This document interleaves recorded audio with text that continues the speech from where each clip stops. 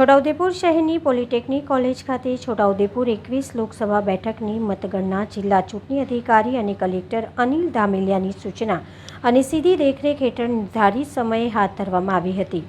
28 રાઉન્ડની મતગણના માટે સંપૂર્ણ સરકારી સ્ટાફ, રાજકીય પક્ષ અને અપક્ષ ઉમેદવારના મતગણતરી એજન્ટ મતગણના ટેબલ ઉપર હાજર થઈ ગયા હતા। મતગણના શરૂ થઈ ત્યારથી પ્રથમ રાઉન્ડથી જ ભાજપના ઉમેદવાર જસુભાઈ રાઠવા તેમના પ્રતિસ્પર્ધક કોંગ્રેસના સુખરામ રાઠવાથી સરસરાઈમાં આગળ રહ્યા હતા અને 28માં આખરી રાઉન્ડના અંતે ભાજપના જસુભાઈ રાઠવા આશરે 4 લાખ ઉપરાંત મતથી વિજેતા થતા ભાજપની છાવણીમાં ઉત્સાહનો માહોલ છવાયેલો જોવા મળ્યો હતો।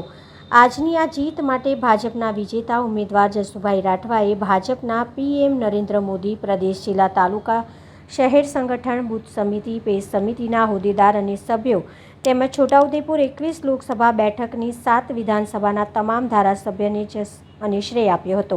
જ્યારે બીજી તરફ ભાજપના જસુભાઈ સામે હારેલા કોંગ્રેસના સુખરામભાઈ રાઠવાએ ખેલદિલી દાખવી જસુભાઈ રાઠવાને જીત મળવા બદલ અભિનંદન પાઠવ્યા હતા। ભાજપની આ જીત સાથે છોટાઉદેપુર, વડોદરા, નર્મદા અને પંચમહાલ જિલ્લા ભાજપના હોદ્દેદારો અને કાર્યકરોએ ફટાકડા ફોડી મીઠાઈ વેચી વિજય ઉત્સવ મનાવ્યો હતો। સમગ્ર દેશની અંદર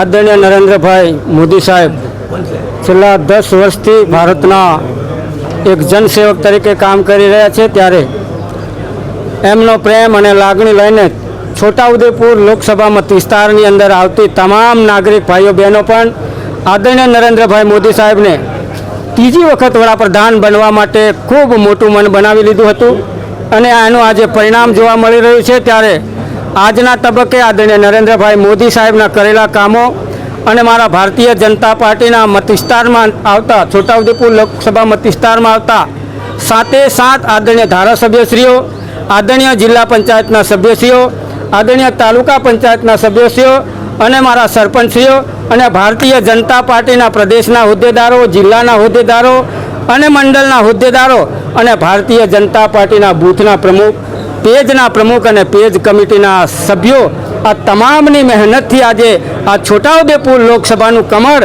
સૌ સાથે મળીને અમે લોકોએ આદરણીય નરેન્દ્રભાઈ મોદી સાહેબના ચરણોમાં જંગી બહુમતીથી ધરવા જઈ રહ્યા છીએ। આખા દેશમાં મત ગણતરીનું કામ શરૂ થઈ રહ્યું છે, તેમ છોટાઉદેપુર સંસદીય મત વિસ્તારની ગણતરી આ પોલિટેકનિક કોલેજ ખાતે રાખવામાં આવી છે। 7 વિધાનસભાની ગણતરી એક સાથે થઈ રહી છે। અમારા રાજકીય પક્ષોના એજન્ટો અંદર બધા ગોઠવાઈ ગયા છે અને હવે એની ગણતરીનું કામ શરૂઆત થઈ રહ્યું છે। ઉપર બેલેટ સિસ્ટમની ચકાસણી પણ થઈ રહી છે। આ શરૂઆતનો તબક્કો છે। ગણતરી થશે એટલે ખ્યાલ આવશે કે શરૂઆત ક્યાંથી થઈ। ચડ ઉતર તો થતું રહેવાનું।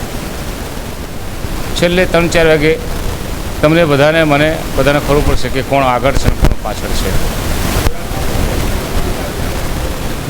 ગુજરાતમાં કોંગ્રેસની ઇન્ડિયા ગઠબંધન સાથે 8 જેટલી બેઠકો આવવી જોઈએ એવું મારું પોતાનું અનુમાન છે।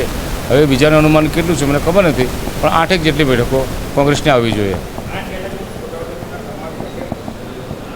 છોટાઉદેપુરનો કેન્ડિડેટ જ તમને જવાબ આપતો હોય તો જીતવાનો જ હોય ને, કે હારવાનો થોડો કંઈ હોય। 100% જીતવાના દાવા સાથે।